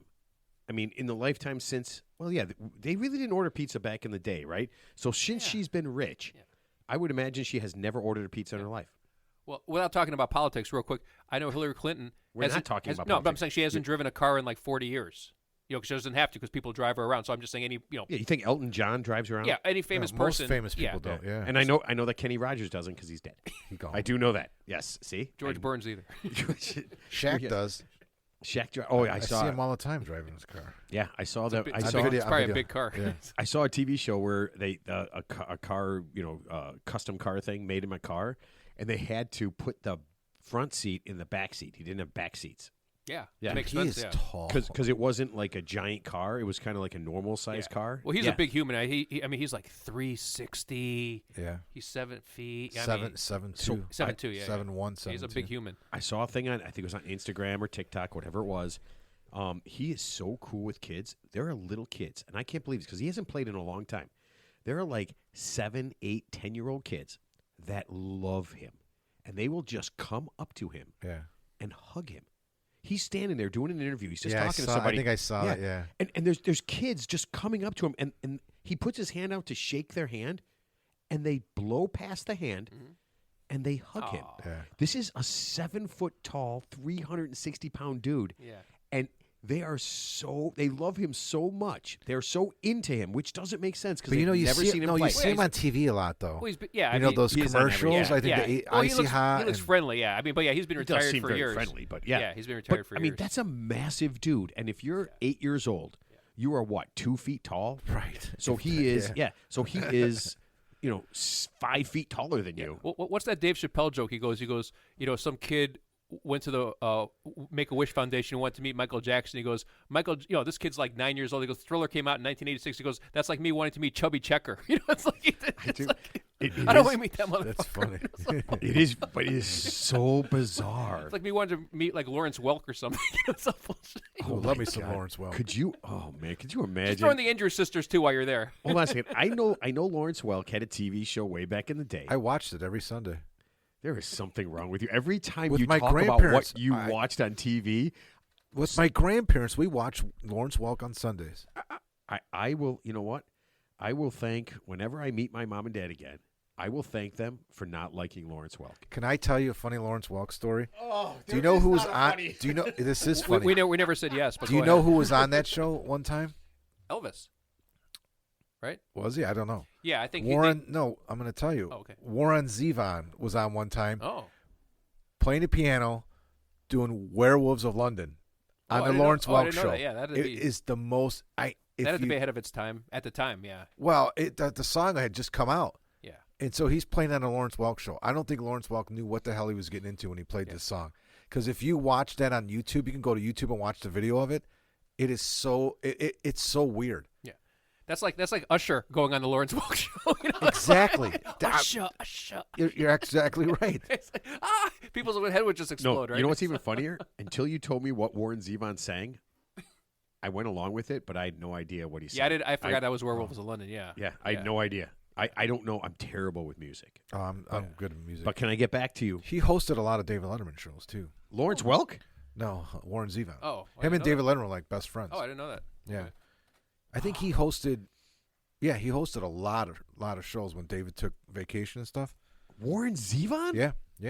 Man, I haven't watched. Yeah, I just don't. no idea. I just didn't watch that show. I mean, maybe I watched a lot of David Letterman when he did like top 10 stuff, but Yeah, that I was watched- a I long remember- I time remember ago. the I David watched Letterman top 10. I watched Letterman when I was a kid growing up. I watched we a watched lot Johnny of Letterman. Carson. No, we watched. I Johnny watched Carson, Johnny yeah. Carson too, but Ed McMahon. Johnny later Carson, on yeah. we watched Letterman. Yeah, that was it. I mean, I a little bit of Letterman, and then I just don't really watch that stuff, man. I really just don't care. But back to, do you believe in bad luck? You want me to answer this again? Yes. No. Okay. I think Chicago rapper Lil Zay Osama has bad luck. Why might that be? Good question, Ted. He's in a cab on his way to do a recording in New York. And no, he's not in a cab. Sorry, he's in a Uber. ride It's a share. ride He's share, he's in an Uber. And he accidentally forgets something very important. And because of that, he could spend the next 20 years in prison. But it wasn't bad luck. Just He- stupidity. It's He- bad luck. What? Who, did somebody put the machine gun in his back pocket? If they did, he forgot it was there. He left a pistol that he turned into, or someone turned into a machine gun. A fully automatic machine gun, and he accidentally, just bad luck, left it sitting right there on the chair in the back of the Uber. And here's the weird part. If you're that Uber guy, right, and Lil Zay Osama he's pretty famous, okay? He's got a couple of good songs. I like "Fuck My Cousin" and "Fuck My Cousin Part 2." I like those. I mean, they're funny. They're entertaining. Yeah. It's a little gangster Those aren't rap. real songs. Yeah. "Fuck My Cousin" and "Fuck My Cousin Part 2." Yeah, those are real songs. Why? That is hilarious. I don't know that this he guy. would do Part 2. Yeah, is he from Chicago? You said he's from Chicago. Yeah, so Part 2 is really really just an extension of Part 1. I mean, they're very similar songs. I got to be honest. So, the rideshare driver obviously could have just like somehow returned it to him without turning him in. Probably for money, right? Probably for a couple of bucks. Yeah, exactly. Right? You just turn back around, right? And you put it in a bag. Yeah, because he knows where he dropped him off. Right. Obviously, he didn't know who he was. The Uber driver. I wouldn't know who the guy is. When I get an Uber car, they don't know who I am. Yeah, you're not a famous rapper. I'm a famous podcaster. You ain't that. I mean, I don't know. Okay, well, you're probably as famous as him. So this reminds me. Remember Plaxico Burress?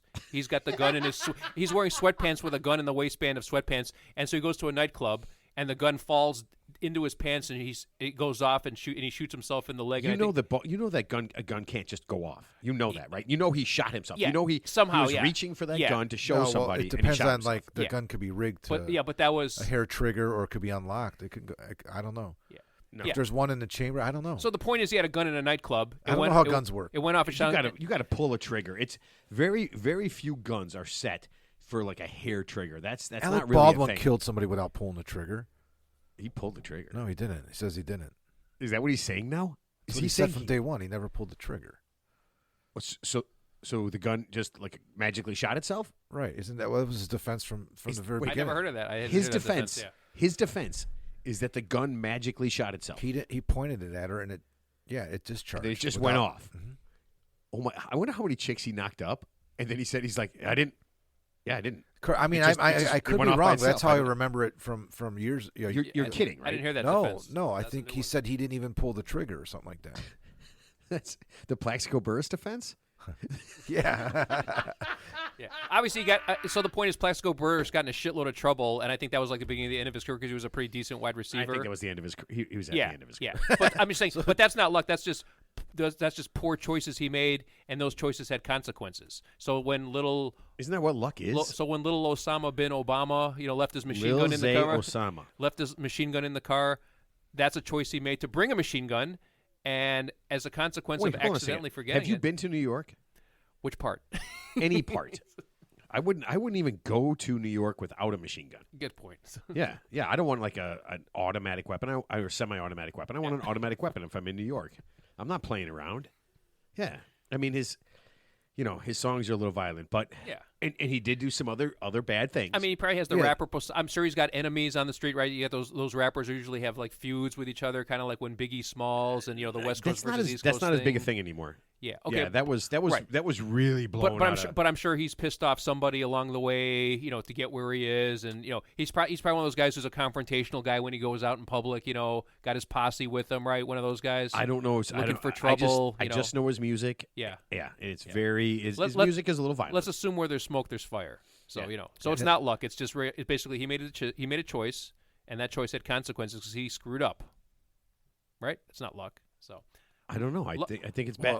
Bad luck would be if he's in the car without the machine gun and he's driving along and somebody threw a machine gun in the open window and it happened to land on his lap, and just at that moment police stopped the rideshare. Yes. And then he said, "This isn't my machine gun. Someone just threw it in the window." Sure. Even though no fingerprints were on it. Yeah. That would be bad luck. Okay. That's bad luck. Okay, Ted. You know what? You are 100% right. Yeah. You know what? I've changed my mind. Yeah. It was what Lil Zay did. Was just poor choices. Poor choices. But if you got busted because someone threw a machine gun in an open window in a rideshare car that you were at, and you got pulled over at that time, and busted for the machine gun that wasn't yours, that's bad luck. That's bad luck. And Alec Baldwin is saying that without pulling the trigger, the weapon discharged. That's bad luck. That would be bad if assuming it was true. assuming it was true. So he's the first person on the planet to ever point a gun at someone without pulling the trigger and just have it go off. That was his initial defense. He said, I would never point a gun at somebody and pull the trigger. I would never intentionally point a gun and fire and pull the trigger. Right. And so he said, I guess he did half of that, and then the rest of it happened on its own. Because he did point the gun at her, because the gun didn't point itself. Yeah. So he said he would never point it and pull the trigger. Wait, we don't know that he did. Did the gun point itself? If the gun can shoot itself, the gun can point itself. Right. Yeah. So here is this bad. Here is this. And the gun could load itself. Right. Oh my God. Right. So this is a movie. This is like. Did you ever see the movie where the tire? Beauty and the Beast? Is this like Beauty and the Beast, where the candlestick's alive and the gun's alive? So there's a movie. The gun loans itself. The candlestick lights itself. Jackson and I watched a movie about a tire that killed people. Yeah. I'm not. It's the worst movie of all time. I don't remember. It's called like Rubber or something like that. Where the rubber meets the road. Yes, I don't know what it is. Okay, but what if this was a murder gun? And it was like, okay, so here it is. It's a gun, right? And a bad guy dies next to the gun, and his soul goes into the gun. And then the gun loads itself, forces Alec Baldwin to point it, and just shoots. So it's like Chucky, but instead of a doll, it's a gun. Gunny. Gunny. Gunner. Gunner the gun. You know, I just thought about something. You're talking about death. We lost Carl Weathers this week too. Oh, His name was Chubbs. He calling him Chubbs or something. That was a character he played. Ted. Oh, okay, yeah. Yeah, that was a. Wait, you didn't see not Waterboy. Billy. God. No, what the fuck is the name of that movie where he's the playing, golf? Yeah, where he's playing the golfer. Oh, okay. Oh my not God. Not Billy Madison, but what's it? Is I don't know. I haven't seen him. This Adam Sandler movie, right? Yeah, I haven't seen those movies. Okay, I didn't know. Wait, Yeah, I didn't know that was never Chubbs. seen No. Wait, hold on. We're gonna edit it. You've never seen that movie? Holy shit! I can't believe I can't remember that. Yeah, It's I not remember. Waterboy. No, it's the one where he's the hockey player and he runs up to the ball and he hits the ball. And Bob Barker's in the movie. What's that movie Bob called? Barker. Yeah, The Price is Wrong. Bitch. Exactly. Yeah, but I forgot. Yeah. I forgot he was in that movie. Oh, So because I only man. seen it like once. I'll tell you what. I love Carl. One of my favorite things. Happy Gilmore. Happy Gilmore. Yeah. One of my favorite Carl Weathers things is I think it's in Rocky 2, when they do the fight at the end of the movie, and Rocky goes, we need a bell. And Carl Weathers goes, ding, ding. Yeah, and then they go to punch each other. I mean, that is great stuff. He was man. good, and he did a lot. You know, Carl Weathers in the last I don't know how many years, but 10 years, he's done a lot of voiceover on cartoons and Oh, stuff. I didn't know that. I Yeah. didn't know that. Really? Oh yeah, he was in a couple cartoons. Which one I'm thinking of? I don't remember anyway, but Here, let me ask you Yeah, this. we can't remember anything. I can't right now. Here, Was it Happy Gilmore? Contagious. No. Yeah, I'll bring up one thing. So let me ask you this. Is this bad luck? So Yes. a woman in Michigan is the first parent in the United States to get convicted of her son who committed a school shooting. She's actually the first parent to be held accountable for her son's actions. So she's facing 15 to 60 years in prison for manslaughter for not, connecting the dots and stopping him and Ted. just, There's nothing bad. There's no bad luck about that. Yeah, but I'm saying She deserves whatever she right, got. but it's bad luck for her that she's the first kind of test case in the United States. Yeah, but obviously. But did you hear? There's a bunch of trials going on though right Yeah. now. Yeah. The Highland There's Park one. two other ones. Yeah, but- the father got convicted, but not of that. He got convicted for getting his son a Floyd card 3 years earlier for his son, who who was obviously mentally disturbed. Yeah. So he got convicted of something, but not to one extent this woman, because this woman's going to serve prison for at least a decade plus. So And and the husband's on trial next. So yeah, he's going down too. So this is so funny. The husband and wife went on trial, different trials, separately. Yeah. And then this is their defense, ready? She blamed him for the whole thing, and his defense was going to be to blame her. No, I'm serious. Yeah. That was so during the whole thing, she basically shit all over him and said that it was his fault, her husband's fault, for not taking care of this. That she didn't have anything to do with it. She shouldn't be blamed. Except the part where she took him to the shooting range the day before and let him fire the gun so he can get good at it. She forgot that part. Ted, Yeah. you want your kids to be good at stuff, Exactly. right? Hey, how did Carl Weathers die? I never heard. Old age. Heart stopped. Yeah, Old age. He was in great shape. I think he was sick. Oh, I think okay. He was like sick. 76, right? He wasn't Yeah, young. yeah. But I told you he's going to be in a ton of commercials next weekend. He's doing that. Yeah, how do you do that? He's doing it. AI? No, he's still in them. They filmed them already. Yeah, Those commercials yeah. have been filmed for weeks. Yeah, but I mean, is that in good taste? I don't know, but I mean, they've you know how they do the lead-ins, you know? Right. Yeah. Yeah, They've been no, leading you into it sent now. Me that, yeah. Well, the one is about the Gronk thing where he kicks the football. Oh, that's right. That's right. He's the coach in the Gronk because Gronk's going to Yeah. kick this field goal. Oh, so Gronk kicks the field goal and Carl Weathers kicks the butt. I don't know. Oh, I didn't know it was Carl Weathers in that commercial because I saw that commercial where Yeah. yeah, okay. He Yeah. played the. It was the regular show. He played the basketball king, the god of basketball in the regular show. Dude, he's awesome in it. What? Yeah, regular show is a cartoon that me and my kids love forever. I still watch it actually. But he's like, you better listen to your friend Mordecai. It's about to get real up in here. Mordecai was like Children of the Corn. That is the only name I think of. Mordecai when I and think of Rigby. Mordecai, I think of Children of the Corn. Wow. Yeah. Every time you talk, I learn so much more about you. Honestly. It's The like you're- cartoon. it's like you're an the onion. We're just cartoon peeling that away my layers. son and I watch. You read. What was it Habit Loop? No, it's called. That's not what it's called though. It's not called Habit Loop. It's called Trigger or something? no.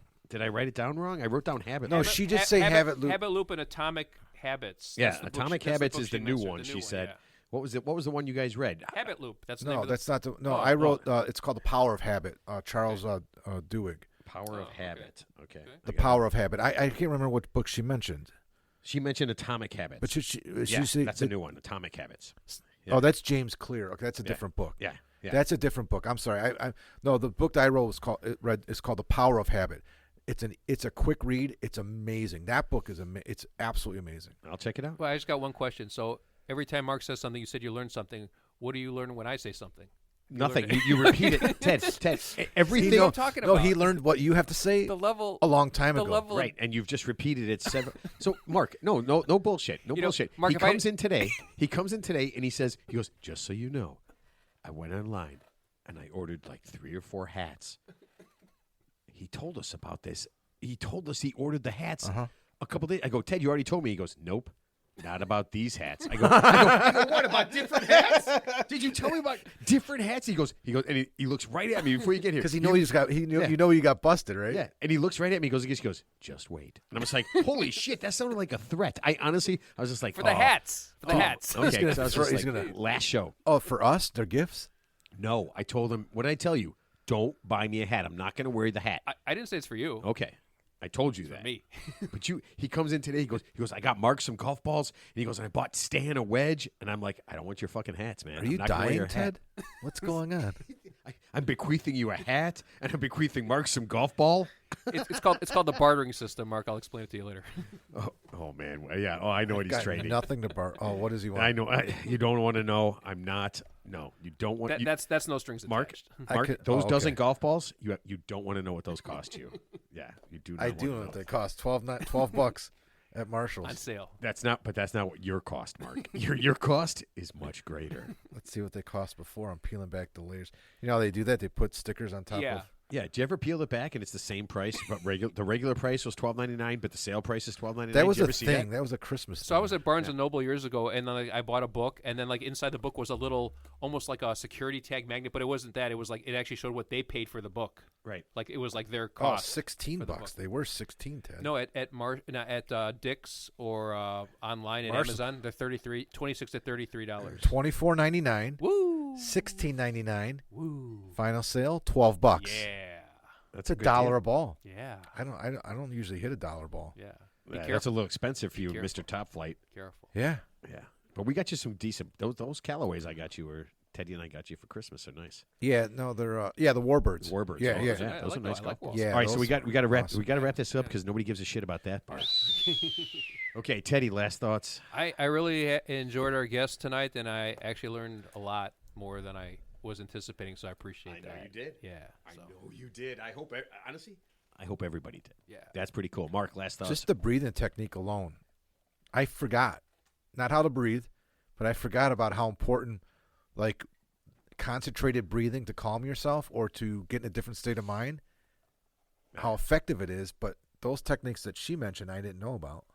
Yeah. Actually, last thought. The first guy who was ever put to death by pure nitrogen in the death penalty. He had the death penalty. So they tried to give him an IV like 2 years ago, and they couldn't get a vein. So they so Oh, he practiced deep breathing. So yeah, he practiced holding his breath. Yeah, and it didn't work out. Oh my God, that is awesome! I can't. You know what? I can't wait. But here's how I'm going to use it. So when and honestly, because she was right about the drinking and everything, right? That's one of our problems. Yeah, right? she's No, you know what's worse than drinking? We didn't talk about it. Is looking at your phone or electronic devices right up to the point you go to bed. I don't know. 'Cause I can fall asleep pretty easily. I can It's- too, but I think It's the waking up at like 3 when I take a piss Then you that can't. gets me. Oh, So, okay, yeah. but if I could lay in bed and not do anything with my phone, not do anything, but just do like 2 minutes of breathing, yeah, that would be. I think that would help me like to get back to get bed back- because you had to get up. get back to sleep. Yeah. get back to sleep. Yeah. So Mark is taking the golf balls out, and here's the These weird are different. thing. Here's the weird thing. I want to smell them. I love the smell I'm not of gonna lie, brand new. They golf smell like balls. cigarettes. What? No, they don't. No, they don't. But they I'll, don't I'll have any smell them scent. later. Yes, they do. I guarantee. To me, they do. I think I'm hyper smelly too. You manufacture smells that you don't smell. I probably do. You do. I do. You see something, you're like, oh, that smells good. It was like the movie The Sixth Sense or something. You see, So I bought a shitload of soaps like during Amazon Prime days when everything was half Oh, you price. did? I like smoke. I bought a like soap. shitload of different smelling soaps. Oh, I like those. Yeah, I can't walk by the soaps in Whole Foods. Oh yeah, I can't love walk those. by that thing without buying soap. Yeah, I I like- love I that. like So on Scented Amazon candles, days, you bought a bunch of soap. I bought a ton of different Scent- soaps, scented and I candles, just I I like got those, I got yeah. like 4 of them in the shower, Ooh. and each one I do one of these. I don't feel. That's the one I want. Yeah. That's what I want to smell like for just a little bit today. Lavender, Now we know No, what. no, oh no, sandalwood, Wait, sandalwood. Okay, way better. Yeah, surf and surf and turf. turf.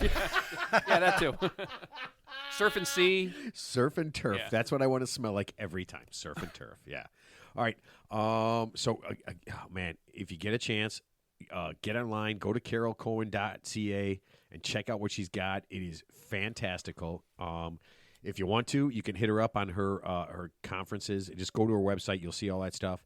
Let's see. Next week, whenever we're there, Tuesday, Wednesday, whatever day we're doing it, no guest. And then the following Monday, February 19th, we are going to have Alistair Bonet, who wrote a book called Unruly Places. And I have been listening to it because luckily it's an audio book. It makes it Is it easier. a nonfiction or fiction? Nonfiction. Oh, it's all about geography. Oh my God. Oh, this is okay. You didn't say This that. is a geography. This is a geography. guy. guy. This is a Okay. geography guy? Okay. Absolutely. I've only listened to the first 40 minutes of it. Absolutely fantastic. Yeah. Really? Yeah.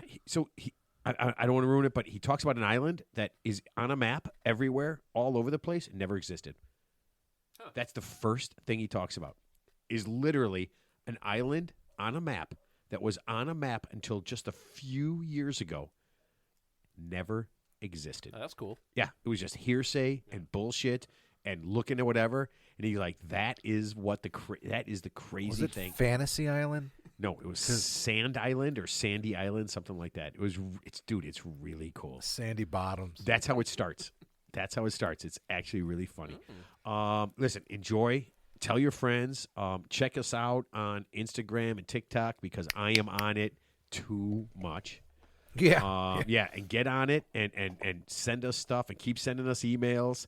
And when we make a mistake, which I know we did in this show, please let us know. And we will see everybody next time.